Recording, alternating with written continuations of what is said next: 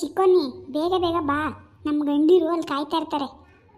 ಅಕ್ಕ, ಅಮ್ಮ ಬರಲೇ ಇಲ್ವಲ್ಲಕ್ಕ, ನಾನು ದಾರಿ ಕಾಯ್ತಾನೆ ಇದ್ದೀನಿ. ಬಂದರೆ ಒಂದು ಸ್ವಲ್ಪ ಮಾತಾಡಿಕೊಂಡು ಅಮ್ಮನ ಹೇಳ್ಬಿಟ್ಟು ಹೋಗ್ಬೋದಾಗಿತ್ತಲ್ಲಕ್ಕ. ಇವಳ್ದೊಂದು ಸುಮ್ಮನೆ ಬಾ ಚಿಕ್ಕೋನಿ. ನೀನು ನಾಯಿನ ಕಾಯ್ಕೊಂಡು ಕೂತಿದ್ರೆ ಇವತ್ತೆಲ್ಲ ಇಲ್ಲೇ ಇರಬೇಕಾಗುತ್ತೆ. ಅವರು ನಮ್ಮ ಗಂಡಿರು ನಮ್ಮನ್ನು ಬಿಟ್ಬಿಟ್ಟು ಹೊಟ್ಟೋಗ್ತಾರೆ ಅಷ್ಟೇ. ಬಾ ಬೇಗ ಹೋಗೋಣ. ಹಾಂ ಅಕ್ಕ, ಅಮ್ಮ ಸುಮ್ಮನೆ ಬಾರೆ ಅಂದರೆ ಬರ್ತಾ ಇರಬೇಕು. ಬಾ ಬಾ ಬೇಗ ಬೇಗ. ಬರ್ತಾ ಇದ್ದೀವಿ ಪ್ರಭು, ಬರ್ತಾ ಇದ್ದೀವಿ. ಅಮ್ಮಂಗೆ ನಾವು ಹೋಗೋದು ಏನಾದರೂ ಸುಳ್ಳು ಕೊಡಬೇಕಲ್ಲ, ಇಲ್ಲಾಂದರೆ ಅಮ್ಮ ಬಂದು ನಮ್ಮನ್ನು ಹುಡುಕ್ತಾಳಲ್ಲ, ಏನು ಮಾಡೋದು? ಹಾಂ ಹಾಂ ಹಾಂ, ಒಂದು ಉಪಾಯ.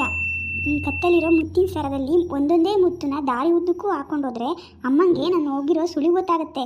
ಅಮ್ಮ ನಮ್ಮ ದಾರಿನ ಹುಡ್ಕೊಂಡು ಬಂದೇ ಬರ್ತಾಳೆ. ಹಾಂ, ಇದೇ ಸರಿಯಾದ ಉಪಾಯ. ಹಾಂ, ಇಲ್ಲಿಂದ ಪ್ರಾರಂಭಿಸೋಣ. ಏ ದಡ್ಡಿ, ಬೇಗ ಬೇಗ ಬಾ.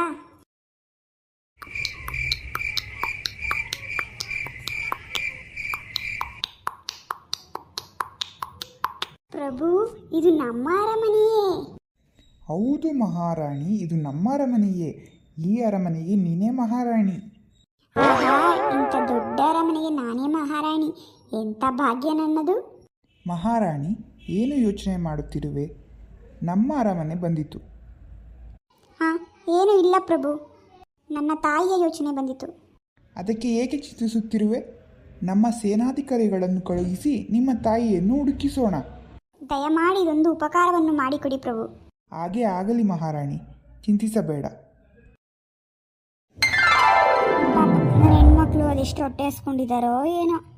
ಬೇಗ ಬೇಗ ಹೋಗಿ ಊಟ ಕೊಡಬೇಕಪ್ಪ. ಬಿಸಿಲಲ್ಲಿ ಎಲ್ಲ ಬೀದಿ ಬೀದಿ ತಿರುಗಿ ಸುಸ್ತಾಗೋಯ್ತಪ್ಪ. ದೊಡ್ಡನೇ ಚಿಕ್ಕೋನಿ, ಬನ್ರಮ್ಮ, ಎಲ್ಲಿದ್ದೀರಾ? ಇವತ್ತಿಂದ ಊಟ ತಂದಿದ್ದೀನಿ, ಬರ್ರಮ್ಮ. ಅಮ್ಮ ದೊಡ್ಡನೇ, ಎಲ್ಲ ಹೊರಟೋದ್ರು? ಹಾಂ, ಎಲ್ಲೂ ಕಾಣಿಸ್ತಿಲ್ವಲ್ಲ, ಹೆಣ್ಮಕ್ಳು ಎಲ್ಲ ಹೊರಟೋದ್ರು? ಅಯ್ಯೋ, ಎಷ್ಟು ನೋಡಿದ್ರು ಎಲ್ಲೂ ಸಿಗ್ತಿಲ್ವಲ್ಲ.